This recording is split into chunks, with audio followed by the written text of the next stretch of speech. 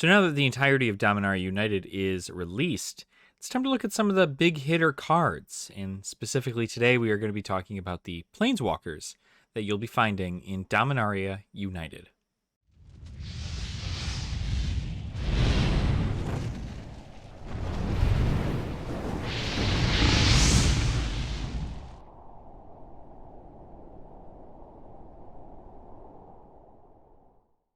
Hello, all you fantastic dragon folk. Welcome in. Thank you so much for being here. I do truly appreciate it. And I hope you guys are having a fantastic day. I know I'm doing my best. By the time you guys see this, I'm probably at work. So send good vibes, bring the good energy, and let's share in this together. So today, hoping to be kind of a smaller video, but we're going to be going over the Planeswalkers that are released in Dominaria United. Now, sometimes Planeswalkers are good. Sometimes Planeswalkers are bad. Sometimes people use them. Sometimes people don't. And it's kind of up in the air in regards to how everybody feels about them. But there's a few contenders here for some pretty good, Planeswalker cards. So kind of wanted to go over each one. There are 4 of them in this set. And kind of go over the ranking system for how well they are and how, not well they are. Just kind of vibing through that and seeing exactly what there could be. So first, we're going to go ahead and take a look at Jaya, the Fiery Negotiator. So, of course, Jaya being Jaya, and we've seen her back when they did the first big announcement for Dominaria United. She is our spell slinging, fire damage dealing planeswalker. With 4 abilities on her loyalty counter stuff, she can definitely seem like she has a lot of versatility, right? So we're gonna go over her abilities and just kind of give a quick example. So for 2 generic and 2 red, you get a 4 loyalty planeswalker in red. Her +1 ability is to create a 1/1 red monk creature token with prowess. I always like when the +1 abilities do something along the lines of getting something out to protect your planeswalker, because normally when a planeswalker comes out, the immediate threat is the planeswalker. So most people will go and immediately try to kill a planeswalker instead of actually, going back for face. So obviously planeswalkers are a big ticking time bomb. You want to take care of them as soon as possible. But with this, you at least have the ability to make a body to block anything in order to kind of protect her for one more turn, unless you're playing Commander. Commander, she's probably gonna die pretty quick. Now, her -1 is exile the top 2 cards of your library, choose one of them, and you may play that card this turn. So, for a -1, being able to look at the top 2 cards and kind of look to find what you're looking for, is going to be pretty nice. It's a nice way to kind of search. You're essentially scrying 2 and then, playing that one. But the only difference is that these are exiled. So, in an opportunity for this, I would say that before you play a land for turn from your hand and you want to use her ability for this, use her ability first, her -1 ability. And then if you happen to get a land, and even if you happen to get 2 lands, you can at least use one of them. So that's how that works. The -2 ability is choose target creature an opponent controls. Whenever you attack this turn, Jaya Fiery Negotiator deals damage equal to the number of attacking creatures to that creature. Now, that can go pretty crazy, considering a lot of the times in red, there are a lot of low-cost, small creatures that tend to go off. And so in regards to that, you could essentially have Jaya deal anywhere between, like, I would say easily 4 to 6 damage to a creature, just based off of the amount of damage that you'd be dealing alone, right? The attacking creatures, if you're attacking with 6 creatures, it will deal 6 damage to a creature. But you do have to choose a target creature first, right? It's not like a, here, there thing. So they have an opportunity to phase it out. They have an opportunity to make it indestructible. They have an opportunity to bring it back to their hand before you actually enter combat. So it might be a little too slow, but the option is there. And then, of course, her -8 is you get an emblem with You get an emblem with whenever you cast a red instant or sorcery spell, copy it twice. You may choose new targets for the copies. So, getting 8 to 8 is going to be very, very hard unless you run some kind of like weird Gruul proliferate thing. But it's a thing.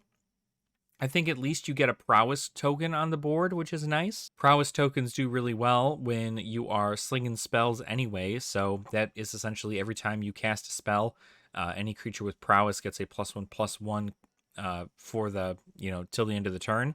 So that's at least a way to buff up something on the board if you have some low-cost spells to play. So, something to think about. I like Jaya a lot. I think she's got potential, but we won't really know what she'll do in Standard until, of course, everything comes out. Then we have a Ajani, Sleeper Agent. So this is the new version of a Ajani, all completed and everything. And here we see an interesting concept of the keyword completed. So normally, you'd pay this as a 1 generic, 1 green, 1 white, and a Phyrexian combo of green and white, or really green or white. So the completed thing down there at the bottom, right, well, really in the middle of the card, states that you can pay this with life, right? Phyrexian mana can be paid with life. So 2 life is equal to a Phyrexian mana. So you can still cast a Ajani Sleeper Agent for 1 generic, a green, a white, and 2 life. But if you do choose the life route for this, right? If you choose the life route, you actually lose 2 loyalty counters. Which means, yes, do you get a Planeswalker to drop on turn 3? Absolutely. But it's a Planeswalker at 2. And so if you can utilize it, you can't even use its second ability. You can only use its first one, which will be reveal the top card of your library. If it's a creature or Planeswalker card, put it into your hand. Otherwise, you may put it onto the bottom of your library. So that's essentially a scry, and if you want it, you can put it to the bottom, so on and so forth. But that's at least something neat there. You'll be at +3 at that point.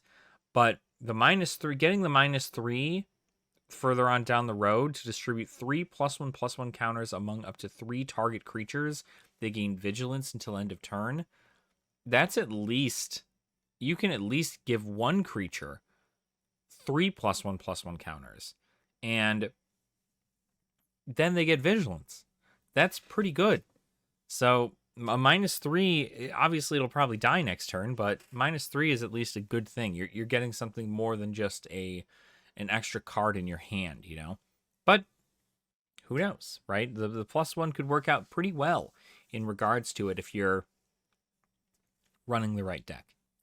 But the -6 is the emblem, the ultimate, right? Which is whenever you cast a creature or Planeswalker spell, target opponent gets 2 poison counters. So to see a poison counter on a Planeswalker is kind of neat.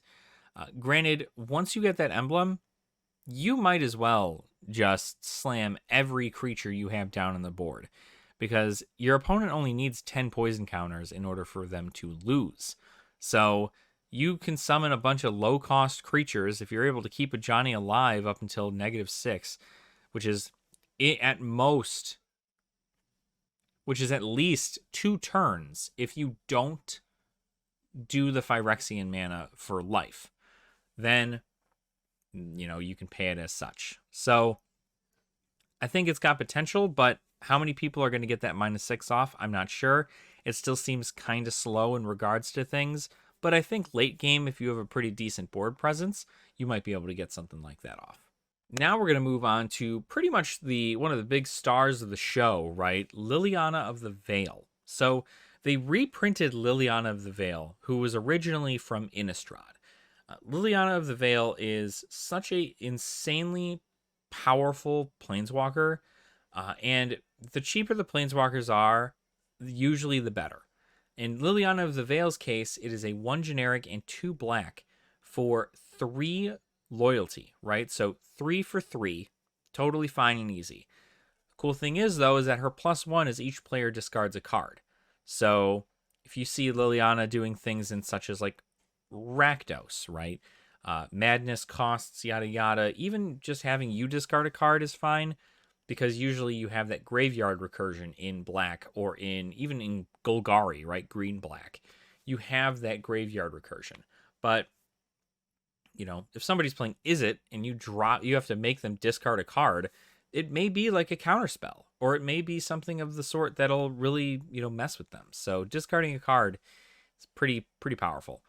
Now, her -2 ability is target player sacrifices a creature. Now, that's almost akin to the Professor Onyx ability that is kind of along the same route. It essentially leaves her with 1 loyalty counter, but still, to be able to play this and then use its ability to have a player sacrifice a creature, the player chooses what to sacrifice and you do not. So that is something you're going to have to think about when you're making that choice. But her -6 is separate all permanents target player controls into 2 piles. That player sacrifices all permanents in the pile of their choice. So usually this is like you want to cut their resources down in half, right? Break up their combos and have them choose which ones to sacrifice and which ones not to. So Liliana the Veil, pretty powerful, I would say. Although I'm not sure in today's standard she'd do too great. I think if you can get people to discard a bunch of cards and like have them pay for that, right? I think that would work out well. But I don't know. We'll have to see. We'll have to see what kind of decks utilize her in a way. I would say probably Golgari is going to be the best way to play her, simply because you're going to have cards in the graveyard. And when you have cards in the graveyard, you're just going to be able to get them back on the board, right? So that's probably where I'd see it happening, but I can't wait to see what people do with Liliana the Veil now that she's back. And then our final Planeswalker that we're talking about today is Karn Living Legacy. So he is a colorless Planeswalker, and he is, a lot of people are saying he's kind of meh, and a lot of people are saying he's bad, and I'm not too sure how to feel about it. I like to be optimistic and say that there is a place for Karn Living Legacy, but I'll go over his abilities right now. So he costs 4 generic mana, so you don't need to be having a specific color to summon him. He can go in any deck, and you get 4 loyalty counters for it. So 4 mana for a 4 loyalty counter. And then you have his +1 ability, which is create a tapped Power Stone token. Power Stone is an artifact with tap, add colorless. This mana can't be spent to cast a non-artifact spell. So the Power Stone can only be used to cast artifacts. So do you get a cool little mana rock for artifacts? Sure. But unless you already have a nice board state, there's no way to protect Karn. So Karn very well could just get hit next turn. Now, for 5, probably not. But you have to think about the fact that you're trying to get him up to 7. And even at 7, it doesn't seem super crazy. We'll go over his -1 ability first, though. So his -1 ability is you pay any amount of mana, look at that many cards from the top of your library, then put one of those cards into your hand and the rest onto the bottom of your library in a random order. So that allows you to pay any amount of mana, and you can search that many cards from the top of your deck, find what you're looking for, shuffle the rest back up, and put them in the bottom of your deck. Now, that's great for searching, but I feel like at that point, there are other cards, right? They're tutor cards that you could get, and that will make it so much better. Then you have the ultimate ability, the -7, right? So it starts at 4, which means you need to get it up to, in a perfect world, you get it up to 7 in 3 turns, and then on the 4th turn, you can use his ability if you just are okay sacrificing him. But you get an emblem with tap an untapped artifact you control. This emblem deals 1 damage to any target, which means that those power stones that you have created have not only helped you get artifacts onto the board, right? Because I'm sure Karn is going to go in a pure artifact deck. But you can now tap those artifacts and the emblem will deal 1 damage to any target. So unless, of course, you're making an insane amount of tokens, this probably isn't going to be super crazy. His ultimate's hard to get to, and at the end of the day, it just deals 1 damage for every untapped artifact you control when you tap it. So you have to have a lot on the board to make an actual difference. Whereas with, Jaya, for instance, at least Jaya, you are able to triple cast your spells to do more damage in regards to your instants and sorceries. Or even, Liliana being able to split the board.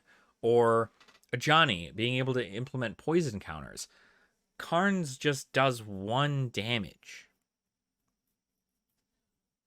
I think it's okay.